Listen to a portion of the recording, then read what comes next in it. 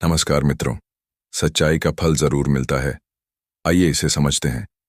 एक कहानी के माध्यम से बहुत पुराने समय की बात है। रामपुर गांव में नारायण नाम का एक गरीब इंसान रहता था। रामपुर के सभी लोग उसे नारायण कहकर बुलाते थे। उसके परिवार में उसकी पत्नी सोना और उसके 2 बच्चे थे। बीमारी और गरीबी की वजह से नारायण का शरीर बहुत ही कमजोर हो चुका था। उसके परिवार को 2 वक्त की रोटी भी नसीब नहीं हो पा रहा था। नारायण की हालत हमेशा से ऐसी नहीं थी। एक समय वह भी था जब यह परिवार बहुत खुशहाल और भरा पूरा था। लेकिन 3 साल पहले गांव में बीमारी फैल गई, जिसमें कई लोगों की जान चली गई। नारायण भी उस महामारी की चपेट में आया, परंतु भगवान की दया से वह मरा तो नहीं, लेकिन बीमारी ने उसे जीने लायक भी नहीं छोड़ा। बीमारी तो गांव से खत्म हो गई, परंतु नारायण के परिवार के लिए वह दुख और तकलीफें छोड़ गई। इस बीमारी के कारण अच्छा खासा हट्टा कट्टा नारायण अब एक कमजोर और बीमार आदमी बन चुका था। डॉक्टर और हकीमों से उसने बहुत इलाज करवाया, यहां तक कि उसके पास जो 4 बीघा जमीन थी वह भी नारायण के इलाज में बिक गई। अब उसके परिवार की हालत यह थी कि घर में खाने के लिए अन्न भी नहीं था। बीमारी की वजह से नारायण का शरीर ऐसा हो चुका था कि वह कहीं मेहनत और मजदूरी करने के लायक नहीं बचा। उसका शरीर बस यूं था मानो हड्डियों के ढांचे पर मांस की चादर चढ़ा रखी हो। पर उसे अपने परिवार की भूख और प्यास बर्दाश्त नहीं हो रही थी। आज भी उसके घर पर खाने के लिए कुछ नहीं था। उसके बच्चे भूख के मारे थे। अपने बच्चों को रोता हुआ देखकर नारायण रसोई में गया ताकि अपने बच्चों को खाने के लिए कुछ दे सके, परंतु सारे बर्तन खाली थे और रसोई में खाने के लिए कुछ भी नहीं बचा था। यह देखकर उसकी पत्नी सोना कहने लगी, तुम कोई रोजगार क्यों नहीं ढूंढते? इस तरह से आखिर कब तक चलेगा? नारायण कहने लगा, मैंने जिंदगी में कभी भी कोई लापरवाही नहीं की, लेकिन बीमारी ने मुझे बहुत ही कमजोर कर दिया है। अब मैं कामकाज के काबिल नहीं रहा। यह तो तुम भी जानती हो। पत्नी सोना की बातें सुनकर नारायण बहुत ही परेशान हुआ और घर में कुछ तलाश करने लगा। आखिर उसने घर में एक पुरानी बाल्टी तलाश कर ली और कहने लगा, मैं इस बाल्टी को बेच कर आता हूं ताकि बच्चों के लिए कुछ खाने पीने का इंतजाम कर सकूं। नारायण की बातें सुनकर उसकी पत्नी सोना कहती हैं, आज तो खा लेंगे, लेकिन कल क्या करेंगे? नारायण कहने लगा, कल का मालिक तो मेरा परमात्मा है, वह कुछ ना कुछ इंतजाम कर ही देगा। फिर नारायण ने बाल्टी उठाई और परमात्मा के भरोसे बाजार में निकल गया। उसने काफी देर तक बाजार में आवाजें लगाईं। आखिरकार उसे ग्राहक मिल ही गया। ग्राहक बोला, मैं तुम्हें इस बाल्टी के 5 आने दे सकता हूं। नारायण ने कहा, लेकिन इस बाल्टी की कीमत इससे कहीं ज्यादा है। मैंने कुछ ही दिनों पहले इसे 13 आने में खरीदा था। अब ग्राहक समझ चुका था कि नारायण अपने किसी जरूरत के लिए इस बाल्टी को बेचना चाहता है। वह कहने लगा, मैंने जो इस बाल्टी की कीमत लगाई है वह बिल्कुल ठीक है। अगर तुम बाल्टी बेचना ही चाहते हो तो बाल्टी को मेरे हवाले करो और 5 आने ले लो, वरना जाओ कोई दूसरा ग्राहक ढूंढ लो, मरता क्या ना करता। नारायण ने वह बाल्टी 5 आने में उस आदमी को दे दी। वह रकम लेकर अपने घर की तरफ रवाना हुआ ताकि अपने बीवी बच्चों के लिए कुछ खाने पीने का सामान ले सके।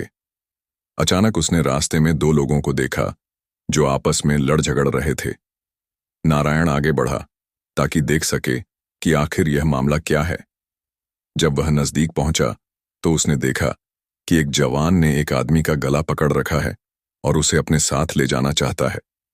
वह आदमी अपनी जान छुड़ाने के लिए हाथ पैर मार रहा था। नारायण ने उस दूसरे आदमी से पूछा, आखिर तुम इस आदमी को कहां ले जाना चाहते हो? जरा इसकी उम्र तो देखो, यह तुम्हारे बाप की उम्र का है क्या? इसके साथ ऐसा बर्ताव करना ठीक है?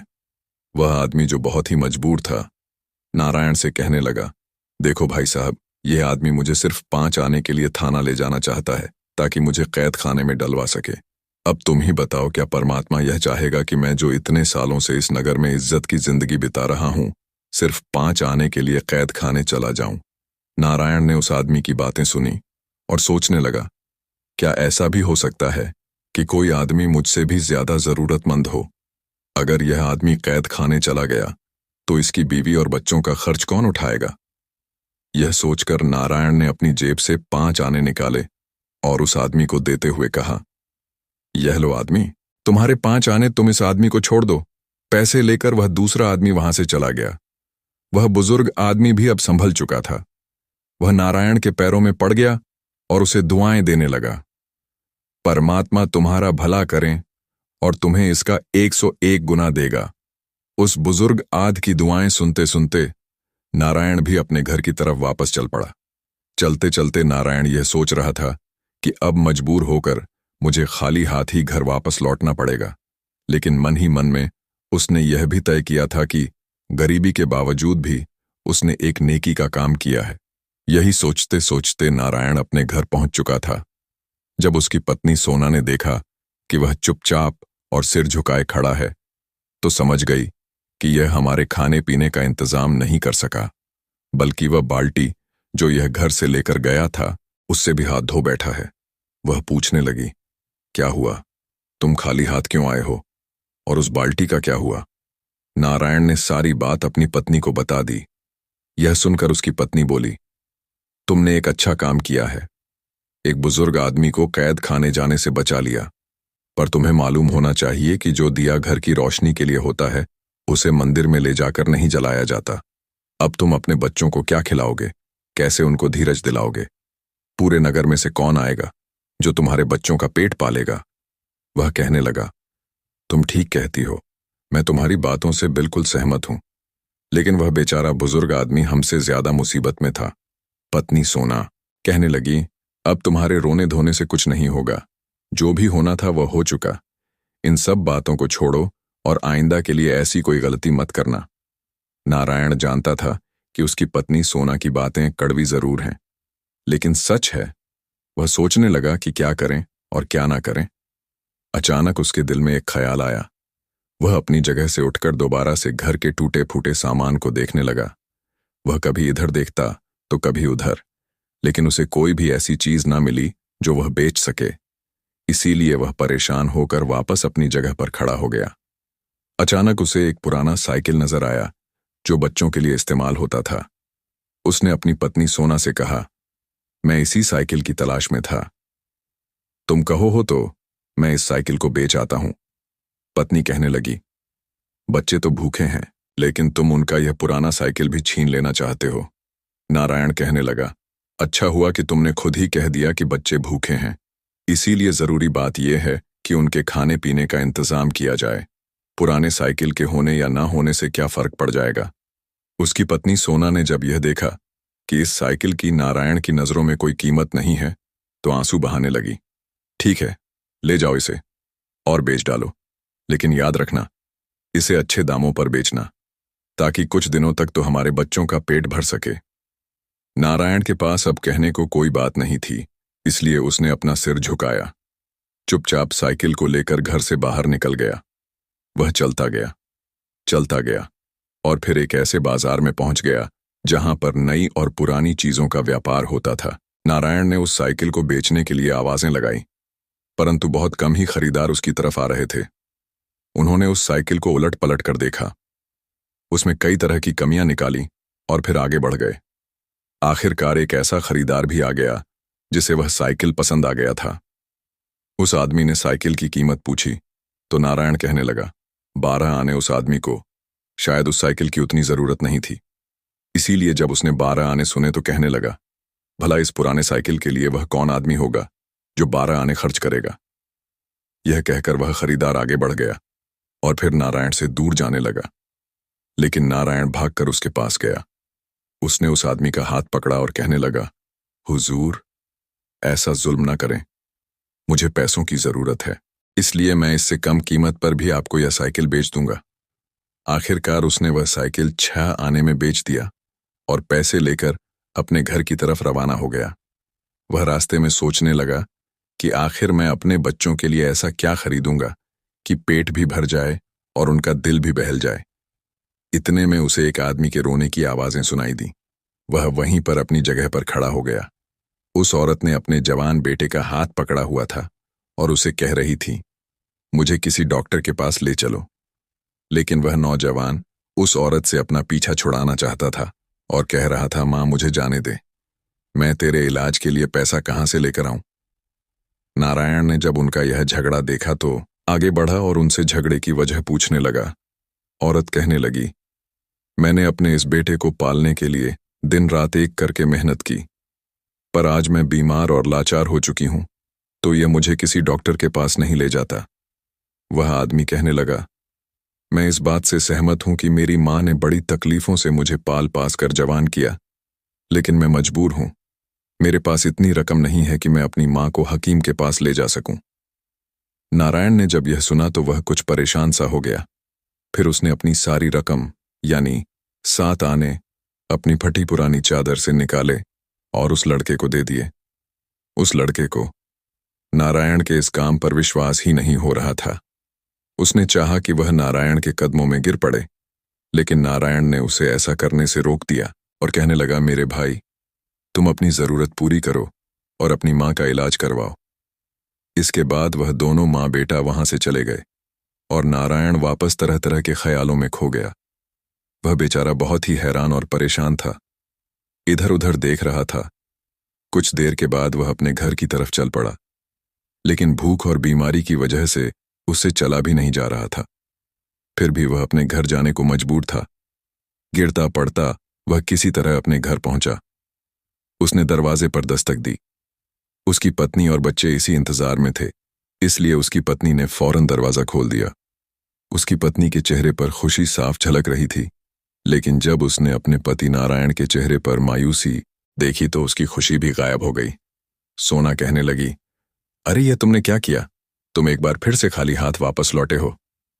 नारायण ने जब अपनी पत्नी को गुस्से में देखा तो उसे सारी बात बता दी। सारी बात सुनने के बाद उसकी सोना बोली, तुम्हें तो सिर्फ दूसरे लोगों से प्यार है। उनको मुसीबत में देखकर तुम उनकी सहायता कर रहे हो, लेकिन पता नहीं तुम्हें अपने बच्चों पर दया क्यों नहीं आती। अब तुम ही बताओ कि हम क्या करें, कहाँ जाएं? अब मेरे बच्चों में ज्यादा देर तक भूख बर्दाश्त करने की हिम्मत नहीं है।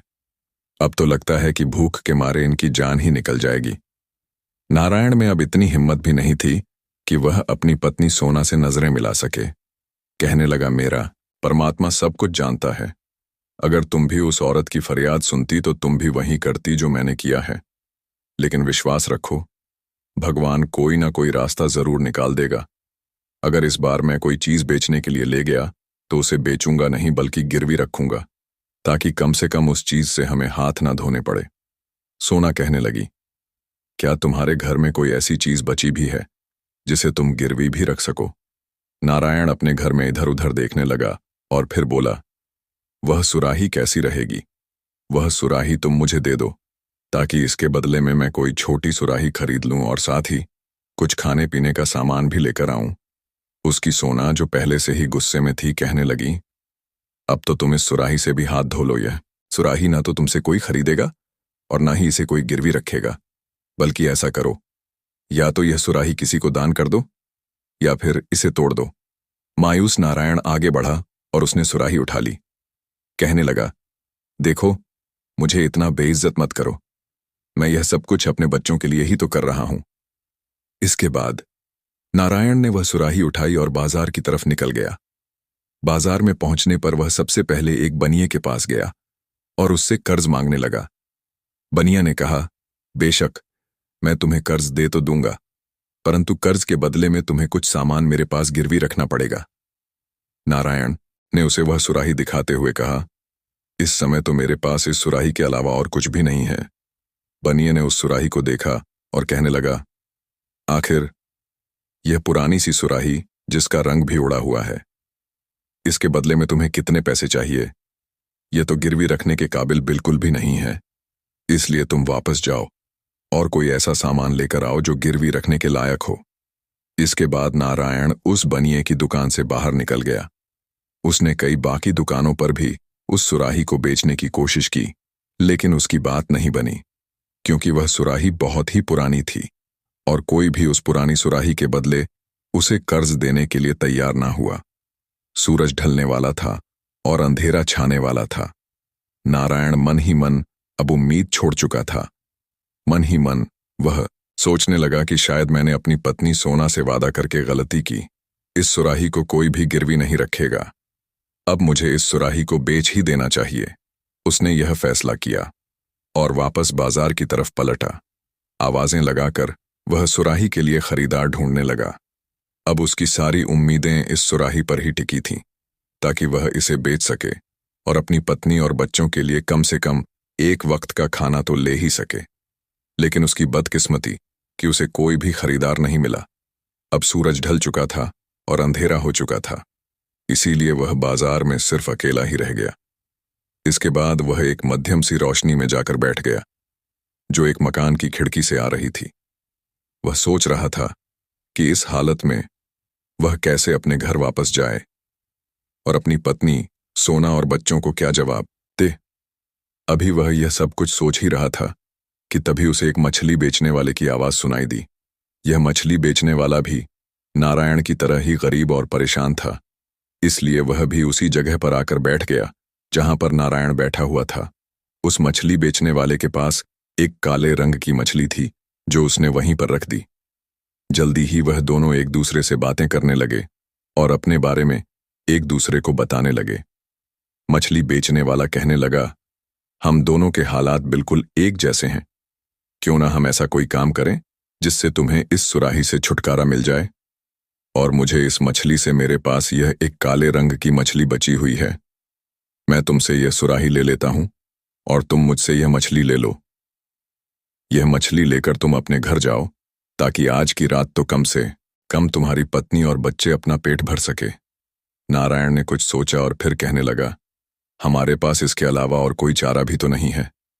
बजाय इसके कि मैं खाली हाथ अपने घर जाऊं, कम से कम एक मछली तो मेरे पास होगी। अब नारायण एक छोटी सी मछली का मालिक बन गया, लेकिन मछली बेचने वाले को उसके बदले में एक बड़ी सी सुराही मिल चुकी थी। मछली बेचने वाले ने जल्दी से वह सुराही ले ली और अपने घर की तरफ रवाना हो गया। वह छोटी सी काली मछली अब नारायण के पास आ चुकी थी। नारायण उस मछली को लेकर अपने घर की तरफ चल पड़ा। बेचारा नारायण आह भरते और आंसू बहाता हुआ अपने घर की तरफ चल पड़ा। उसने बड़े ही मायूस दिल से अपने घर पर दस्तक दी। उसकी पत्नी सोना ने दरवाजा खोला। नारायण जानता था कि उसकी पत्नी सोना और उसके बच्चे उसी का इंतजार कर रहे थे। वह घर में दाखिल हुआ और उसने अपनी पत्नी सोना और बच्चों के सामने वह काले रंग की मछली रख दी और इंतजार करने लगा कि उसकी पत्नी सोना क्या कहती है। हालांकि यह मछली छोटी सी थी। नारायण कुछ देर तक चुप रहा और फिर बोला, मैंने वह सुराही गिरवी नहीं रखी, बल्कि उसके बदले में इस मछली को लिया है। यह सुनकर उसकी पत्नी सोना, जो मछली को देखकर बहुत ही खुश थी, लेकिन यह बात सुनते ही उसके चेहरे का रंग बदल गया। वह कहने लगी, क्या तुमने वह सुराही देखकर यह मछली ले ली? अब हमारे घर में बचा ही क्या है? तुमने तो जाने से पहले मुझसे यह वादा किया था कि तुम वह सुराही बेचेंगे नहीं, बल्कि उसे गिरवी रखोगे। नारायण सिर झुकाए अपनी पत्नी सोना की बातें सुन रहा था। वह सिर्फ इतना ही कह सका कि उस सुराही को कोई भी गिरवी रखने को तैयार नहीं था। मैं मजबूर था, इसीलिए मुझे सुराही के बदले में यह मछली लेनी पड़ी। पत्नी सोना, जो कि बहुत ही नाराज थी, अपनी जगह से उठी और एक थाल ले आई। उसने मछली को काटकर उसे साफ करना शुरू किया। वह इसी तरह से मछली साफ कर रही थी कि तभी हैरानी से कहने लगी, अरे यह क्या है जो चांद की तरह चमक रहा है? नारायण आगे बढ़ा और जब उसने मछली के पेट में देखा तो खुशी से चिल्लाने लगा, मोती! अरे भाग्यवान, यह तो कीमती मोती है। नारायण के चिल्लाने से उसका उदास घर खुशी से भर गया था। वह रात उसकी पत्नी सोना और उसके बच्चों ने ईश्वर से प्रार्थना करते हुए गुजार दी और खुशी से फूले नहीं समाये। अब वे सुबह का इंतजार करने लगे कि कब जौहरी अपनी दुकान खोलेगा। अभी जौहरी ने अपनी दुकान खोली ही थी कि नारायण उसके पास पहुंच गया। उसे उस मोती के बदले में अशर्फियां से भरी हुई 2 थैलियां मिल गईं। इस बार वह खाली हाथ नहीं था, बल्कि उसके दोनों हाथों में अशर्फियां से भरी हुई थैलियां थीं। इस दौलत से उसने अपने लिए एक अच्छा मकान बनवाया, जिसमें सुख सुविधा का सारा सामान इकट्ठा किया गया। अब नारायण कोई गरीब आदमी नहीं था, बल्कि वह एक अमीर आदमी बन चुका था। अब तो नारायण के दिन बदल चुके थे। उसके घर में किसी चीज की कोई कमी नहीं थी। खाने के लिए बादाम, पिस्ता, दूध, दही सब कुछ था। अच्छी खुराक मिलने से उसके बीमार शरीर में भी अब नई ताकत आने लगी थी। 6 महीने बीतते बीतते नारायण की पूरी तरह से काया बदल चुकी थी। अब वह पहले वाला कमजोर और बीमार नारायण नहीं, बल्कि स्वस्थ और तंदुरुस्त हो गया था। चेहरे पर लाली, होठों पर मुस्कान, साफ सुथरे कपड़े अब उसकी पहचान बन चुके थे। परंतु दिल से नारायण आज भी वही पुराना नारायण था, जिसके मन में दूसरों के लिए दया और प्यार भरा हुआ था। इन 7 महीनों के दौरान उसके पूरे परिवार की कायाकल्प हो चुकी थी। पूरे इलाके में यह बात फैल चुकी थी कि नारायण को एक मछली के पेट से मोती मिला, जिसे बेचकर उसकी जिंदगी बदल गई। सुबह होते होते यह बात उस मछली बेचने वाले तक भी पहुंच गई, जिसने वह मछली नारायण को सुराही के बदले में दी थी।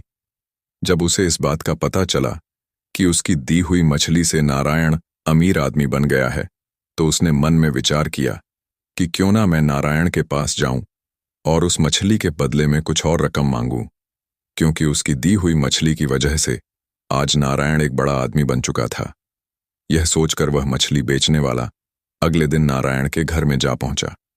जब नारायण ने उसे देखा तो देखते ही पहचान लिया और अपने स्वभाव के मुताबिक उसने मछली वाले को देखते ही कहा, आओ भाई, कैसे हो तुम? तुम्हारी वजह से ही आज मेरी किस्मत बदल चुकी है। नारायण ने उसकी खूब खातिरदारी की और फिर जब वे दोनों बातें करने बैठे तो मछली बेचने वाला कहने लगा, नारायण भाई, मेरी दी हुई मछली के कारण ही तुम एक बड़े आदमी बने हो। उसी में से तुम्हें कीमती मोती मिला था, तो क्या मुझे इनाम में कुछ मिलना नहीं चाहिए? उसकी यह बात सुनकर नारायण एक पल के लिए हैरान रह गया, परंतु फिर मुस्कुराते हुए कहने लगा, हाँ भाई, तुम्हारे साथ मैंने जो सौदा किया था उसी की वजह से मैं आज इतना मालदार हो गया हूं। तुम यहीं पर ठहरो, मैं अभी तुम्हारे लिए कुछ लेकर आता हूं। यह कहते हुए नारायण अंदर गया और एक थैली लेकर बाहर आया। वह थैली उसने मछली बेचने वाले को दी और कहने लगा, भाई, इसमें पूरी 100 सोने की अशर्फी है। मेरे ख्याल में इतनी रकम इनाम के तौर पर तुम्हारे लिए काफी रहेगी। उस आदमी ने जब अशर्फियां से भरी हुई थैली देखी तो उसकी आंखों में चमक आ गई, लेकिन उसके मन में अब लालच आ चुका था। वह कहने लगा, नारायण भाई, तुम सिर्फ 100 अशर्फियां देकर मुझे बहलाना चाहते हो। तुमने वह मोती बेचकर जो दौलत हासिल की, उसका आधा हिस्सा अब मुझे चाहिए। यह सुनकर नारायण के चेहरे का रंग उड़ गया। वह कहने लगा, देखो भाई, वैसे तो उस सौदे में मछली के बदले तुम्हें मैं सुराही दे चुका, लेकिन यह तो मेरे अच्छा स्वभाव है कि मैं तुम्हें 100 अशर्फियां और दे रहा हूं। वह आदमी कहने लगा, नहीं नारायण, मैं तो तुमसे अपना हक मांग मैं रहा हूं, क्योंकि मैंने तुम्हें सिर्फ वह मछली बेची थी, वह मोती नहीं। उस मोती को बेचकर जो भी दौलत मिली है उस पर मेरा पूरा हक है। जब दोनों के बीच इस बात को लेकर बहस होने लगी तो आस पड़ोस के लोग भी वहां पर इकट्ठा हो गए। आखिर में फैसला यह हुआ कि वे दोनों अपने मुकदमे को लेकर मुखिया के पास में जाएं और मुखिया ही इस बात का सही फैसला करेंगे। नारायण और वह आदमी दोनों मुखिया के घर में पहुंचे।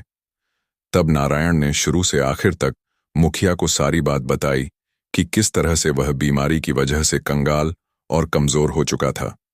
फिर उसे अपने परिवार का पोषण करने के लिए घर की चीजों को बेचना पड़ा और आखिर में उसने इस मछली वाले के साथ सौदा किया, जिसमें अपनी पुरानी सुराही के बदले उसने एक काले रंग की मछली इससे ले ली और फिर उस काली मछली में से सफेद रंग का एक मोती निकला, जिसे बेचकर उसे बेशुमार दौलत हासिल हुई थी और उसकी गरीबी दूर हो गई।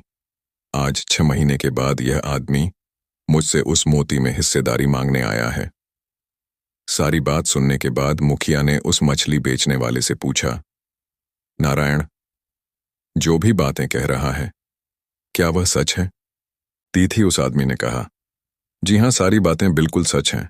मैंने ही इसे एक काले रंग की मछली दी थी और उसके बदले में एक सुराही मैंने ले ली थी, परंतु मैंने सिर्फ मछली बेची थी। उसके पेट में जो मोती था वह नहीं। मुखिया ने पूछा, क्या तुम खुद मछलियां पकड़ते हो? वह आदमी कहने लगा, नहीं हुजूर, मैं तो सिर्फ मछलियां बेचता हूं। मैं इन्हें मछुआरों की बस्ती में से एक मछुआरे से खरीद कर लाता हूं। तब मुखिया ने कहा, अगर मछली के पेट में से निकले हुए मोती पर तुम अपना हक जता रहे हो तो मेरे हिसाब से इसमें एक हिस्सेदार और बनता है, और वह है वह मछुआरा जिसने इस मछली को पकड़ा था मुझे। कोई भी फैसला देने से पहले उस मछुआरे की गवाही भी लेनी पड़ेगी। इसलिए तुम जाओ और कल दरबार में उस मछुआरे को लेकर हाजिर हो जिससे तुमने ये मछली खरीदी थी। इसके बाद मुखिया ने दोनों को वापस भेज दिया। मछली बेचने वाला वह आदमी अब दुविधा में पड़ चुका था लेकिन फिर भी वह मुखिया के कहने पर मछुआरों की बस्ती में जा पहुंचा। उसने उस मछुआरे को ढूंढने की कोशिश की जिससे 6 महीने पहले उसने वह मछली खरीदी थी, परंतु काफी ढूंढने के बाद भी वह मछुआरा उसे नहीं मिला।